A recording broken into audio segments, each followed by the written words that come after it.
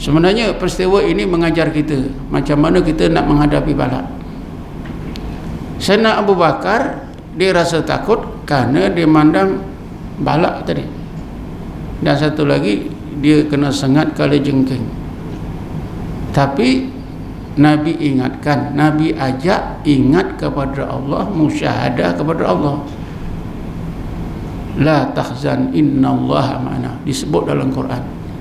Ya Abu Bakar, jangan susah, jangan takut, Allah beserta kita.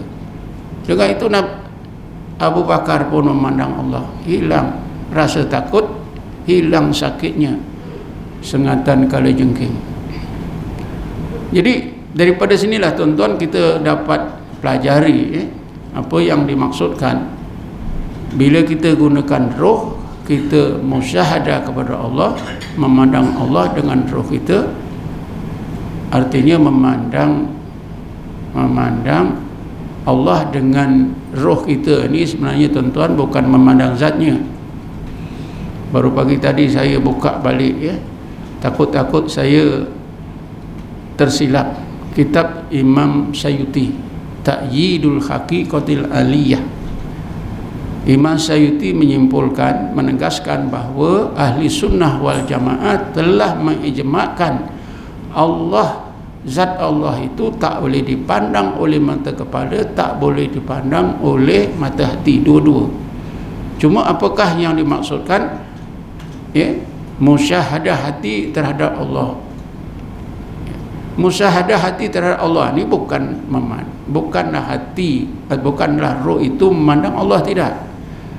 Roh itu merasa wujudnya Allah Subhanahu wa taala, merasa saja, tidak memandang. Tapi biasalah istilah digunakan musyahadah, lalu diterjemah ke bahasa Melayu dalam kitab-kitab lama, memandang Allah dengan roh atau hati. Tapi sebenarnya bukan memandang, merasa saja. Itu perlu kita ketahui, perlu kita telitikan bahawa yang dinamakan memandang Allah dengan hati roh itu bukan memandang, tapi merasa wujudnya Allah, keagungan Allah, kesempurnaan Allah. Daripada peristiwa itu tuan-tuan, maka apa yang dimaksudkan bahawa orang-orang yang menggunakan roh musyahadah kepada Allah ketika ditimpa balak, sehingga tak nampaklah balak, tak nampaklah rahmat, yang dirasa ya Allah semata-mata. Antaranya ialah apa yang ditunjukkan oleh Nabi Muhammad dengan Sayyidina Abu Bakar tadi, iaitu Rasulullah SAW itu merasakan Allah serta dengan dirinya. La tahzan innallaha ma'ana. Inilah yang dimaksudkan di dalam ilmu tasawuf, muraqabah ma'iyah. Muraqabah ma'iyah. Allah SWT berfirman dalam ayatnya yang lain, Bismillahirrahmanirrahim, wa huwa ma'akum aina ma kuntum. Allah itu serta kamu dimanapun kamu berada. Jadi kalau kita boleh duduk dalam hakikat muraqabah ma'iyah, kita rasa Allah serta kita, ketika itulah tuan-tuan, roh kita ini musyahadah kepada Allah, merasa wujudnya Allah. Lalu yang kita rasa Allah saja, senang susah kita tak rasa lagi dah. Seperti yang berlaku pada diri Nabi Muhammad sallallahu alaihi wasallam. Nabi Muhammad sebenarnya sentiasa berada dalam muraqabah ma'iyah.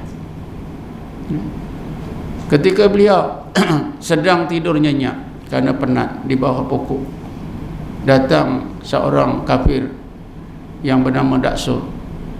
Pelan-pelan dia ambil pedang Nabi, lalu pedang itu dikenakan leher Nabi, dikejutkan Nabi.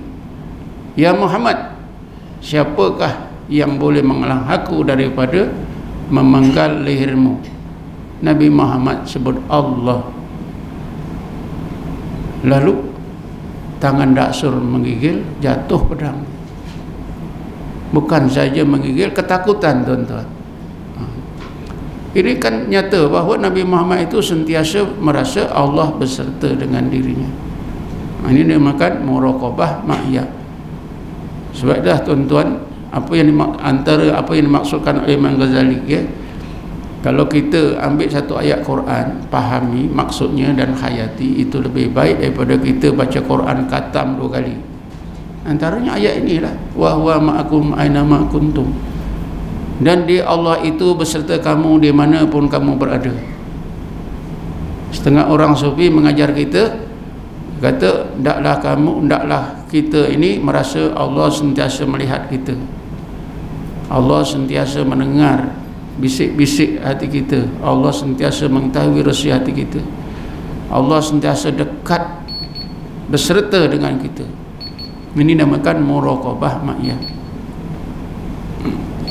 Jadi itulah kesimpulannya tuan-tuan, ya, bila kita dapat balak, hendaklah kita pandang Allah Subhanahu Wa Taala, rasakan wujudnya Allah, keagungan Allah, kesempurnaan Allah Subhanahu Wa Taala.